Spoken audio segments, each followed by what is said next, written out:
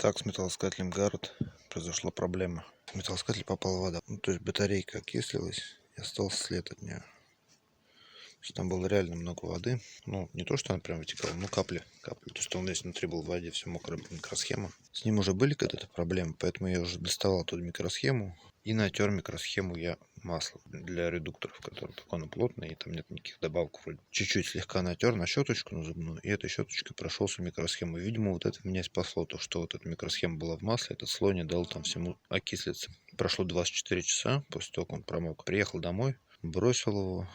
Вот. Ну, думаю, хрен с ним. Потом что-то через сутки вспомнил про него, открыл, а вон там вода внутри. Ну вот теперь делал такую штуку, это эпоксипол. Вот. То есть я вот так вот клеил его тут. И здесь тоже, соответственно. Тоже здесь стерлось. Ну, я еще буду доделывать. Это, конечно, все по-уродски выглядит, но главное, чтобы он работал. Вот кнопка у меня треснула. Через нее вода протекала. Водонепроницаемость — это был один из главных критериев пинпоинта. Я даже пожертвовал динамиком ради того, чтобы он был водонепроницаемый. Здесь я сделал такую штуку, такой наплывчик. Сейчас я буду сюда камеру от велика надену кусок. Посмотрим, что из этого получится. Сюда я хотел еще что-нибудь наклеить, тоже такую штучку, пипочку, чтобы плоскость была. Точка маленькая, она быстро дырку протрет в камере. Так, а камера у нас будет вот такой. Ну, какая была, такую использовал. Жалко, конечно, было. Ну, что делать. Искал резинку какую-нибудь подходящую, не нашел. Вот так вот получается. То есть она будет немножко в натяжку. В этих местах она должна, по идее, держаться. Еще я думал, чтобы сделать вот с тем, чтобы он не стирался так сильно. То я думал, какой-нибудь, может быть, камень обточить, там поставить. Ну, какие материалы самые такие тяжело стираются. То есть, чтобы, ну, это кроме металла. Камень там, ну, вот как стекло, как вариант. Решил зафигачить стекло сюда. Туда к лампочке. По идее, свет будет через стекло проходить. Ну, я его отпилю вот здесь. И на эпоксипол тоже зафигачу. Я сделаю проточку для него. Ну, во-первых, он будет переносить свет. То есть он будет светить непосредственно в ямку. Ну, а во-вторых, он будет защищать механическое стирание. Потому что здесь больше всего на носу. В этом месте вот больше всего стерся. Но стекло, как мы знаем, оно стирается довольно-таки трудно. По крайней мере, сложнее, чем вот эта вот галимая пластмасса. Значит, я его здесь проточил. Таким вот макаром. Протачивал напильником для заточки цепи для бензопилы. Вот эту часть я зашкурил немножко, чтобы она ровная была, чтобы туда не попадало ничего. Это я наносил, что я думал, она так как шипы будут, и что резина не съезжала. Но она разгладилась, потом как краска расплылась. То есть вот эта вот укрывистость такая какая-то у нее есть. Вот этот вот участок, здесь угол такой получается, то есть 90 или побольше чуть градусов. Я планирую вот силиконом пройтись белым вот эту вот часть. Потом поставить лучину вот эту стеклянную. И эпоксиполом зафиксировать здесь полностью, чтобы туда не попадала грязь, значит, все это забьется и будет бессмысленно. Грязью забьется, и вымыть оттуда уже будет нельзя, то она будет заслонять свет. Поэтому надо заполнять полностью будет. Вот здесь тоже, наверное, может быть 3 точки крепления. Здесь эпоксипол, здесь, ну и посередине, наверное. Еще в каких-нибудь местах сделаю. Еще хотел сказать, что вот сразу, когда прибор этот был куплен, еще я сразу такую штуку сделал. Здесь вот этот диод, ну он, по идее, вообще-то торчать должен немножко, слегка. Я его немножко загнул. Случайно, вообще он должен торчать. Ну, случайно потом решил так и оставить, чтобы не палиться, там, чтобы он по бокам не светил, только вперед, чтобы светить. Вот он на самом деле особо не нужен, хотя бывает очень помогает, кстати. С самого начала я прям пальцем сюда вот так вот прям герметик втер и палочкой для чистки ушей протер все это дело. Получил 100% герметичность в этом месте. Вот, ну вот, как я говорил, вот эта вот кнопка меня все испортила. Да, сейчас можно, конечно, заказать, но единственное, на Али я смотрел, этих кнопок я не смог найти. Может, я что-то не так набирал, фиг его знает. Найти их там не смог. Бегать по магазинам искать. Эта кнопка, наверное, будет стоить как полпина. То есть есть такое, что какая-то вещь, все, вещь качественная, ну, какая-нибудь одна штука у него постоянно ломается. Эта штука стоит очень дорого. То есть, ну, это такой маркетинг, не знаю, как это назвать. Но на самом деле здесь этот узел могли бы получше сделать. И кнопка эта такая, она тоже не очень, кстати. Ну, как по моему мнению. То есть она стирается, она пластиковая. Все нафигачил масло, она поработает еще. Еще плюс вот этой фигни, что можно будет вот эту вот велосипедную камеру менять. Если что, она будет всегда, ну, кусочек другой отрезал, все. Эту снял, другую поставил. Еще я планирую, может быть, на точках поставить, то есть, когда уже будет одетая, где-то ее точечками суперклеем зафигачу, чтобы она не съехала туда или туда, потому что будет, ну, постоянно, ну, здесь будет нагрузка тоже, когда будет запихивать в кобуру там или пихать в землю, то есть, она может просто соскочить. Промок он у меня, когда я в водохранилище. Я его полностью погружал под воду, как обычно, ну, часто погружал и раньше. Вот, и мыл обычно я всегда полностью под воду погружал. То есть у меня звука здесь нету, здесь только вибро. Первый раз вообще, когда я его покупал, у меня через этот динамик вода туда внутрь попала. Динамик уже стал хреново работать. Потом я здесь все заклеил, я ориентировался чисто по вибрации. который идет на корпус. Хотел кнопку сюда поставить какую-нибудь от фонаря от китайского. Вот эту кнопку хотел поставить.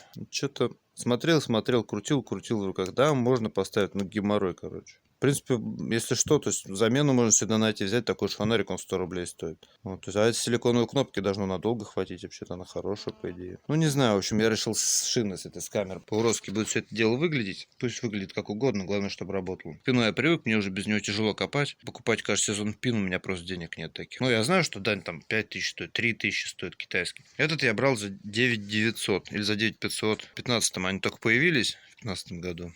И вот это, ну, это нормально, оригинальный, то есть это не китайский, не подделка. Там микросхема все оригинальная, то есть гарутовская. Получается, он 6 лет работает у меня. Не сказать, что я прям копарь такой. Ну вот в последнее время что-то стал я почаще копать, во-первых. Во-вторых, ну без пина я вообще не копаю. Когда я забываю пин дома, такое бывает редко, но пару раз было. Я считал вообще, что хоть назад возвращаюсь. То есть пин уже без него просто как лопата. То есть такой необходимый предмет для меня стал. Можно, конечно, без него спокойно копать. Многие копают без пинов. И даже те, у кого они есть, то есть они используют их там. Ну, чисто вот когда сложные какие-то сигналы, там не могут достать под корнями, еще где-то. То есть в таких местах, вот когда находка начинает скакать по ямке там и все прочее. Ну, я уже вообще без пина, честно говоря, никак. Ну, вот такая вот фигня получилась. Конечно, это же страшилище, блин. Монеты от страха сами будут из земли выпрыгивать. Не, ну нос классный, нос мне нравится. Зашкурить только. Такой он прикольный, как подводная лодка какая-то, не знаю. Не помню, как она называется, старая советская. Зато герметичный. Этим я могу себя утешить. И еще я могу себя утешить тем, что вообще-то его на помойку надо было относить, по идее. То есть он промок, во-первых, во-вторых, у него кнопка вышла из строя. По идее, я должен был выбросить и купить себе другой. А так, можно сказать, сэкономил 9 штук. Ну, конечно, вообще ни хрена не светит. Да, это надо потоньше брать.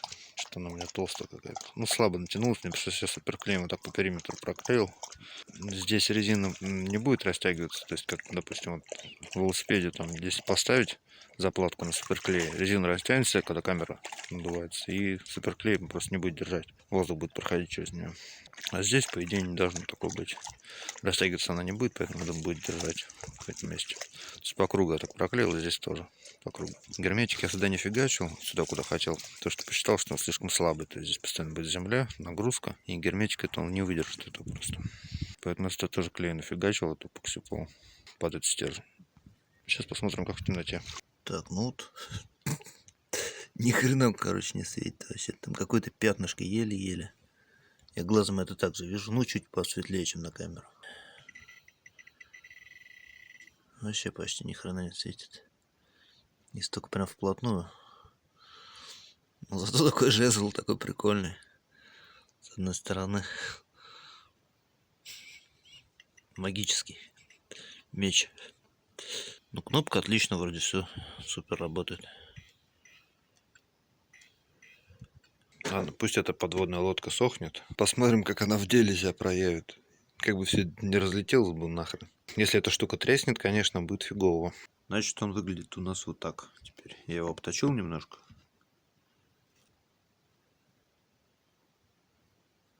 Такая неописуемая красотища. Это страшно, конечно. Да и хрен с ним. Ладно, работает вроде.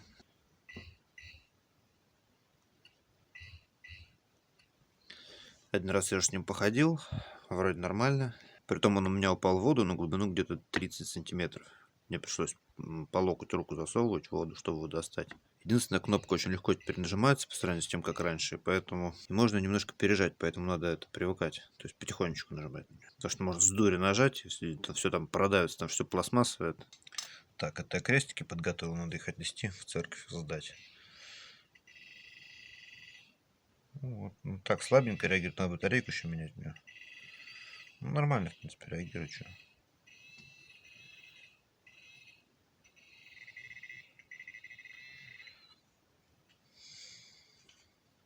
Такой вот приборчик у меня крутой теперь. Необычный прям совсем. Ну, еще вот это так называемая кобура, как вот называют, ну, чехол, да, как это назвать. Эта кнопка постоянно отстегивалась, она у меня вообще отлетела, один раз я его на болт посадил. Решил немножко заморочиться, здесь проплавил такие дырки и нитками прошил их. Нитки суперклеем залил, то есть чтобы они намертво держались. Ну и, соответственно, с другой стороны то же самое сделал. Так это выглядит дело. теперь эта кобура уже никогда не отлетит. Но единственный минус, что теперь она только надо всегда продевать ремень через нее. То есть нельзя стегнуть, на ремень надеть, надо ремень снимать, стегивать. Но для этого, чтобы не заморачиваться, есть вот такой вот тоже карабинчик небольшой. Его можно к штанам прям приделать, к этому хлястику, который ремень держит. Просто прикрутите, все. Стоит 30 рублей, по-моему. Открутил, зацепил, закрутил, все. Он у тебя висит нормально, никуда не девается.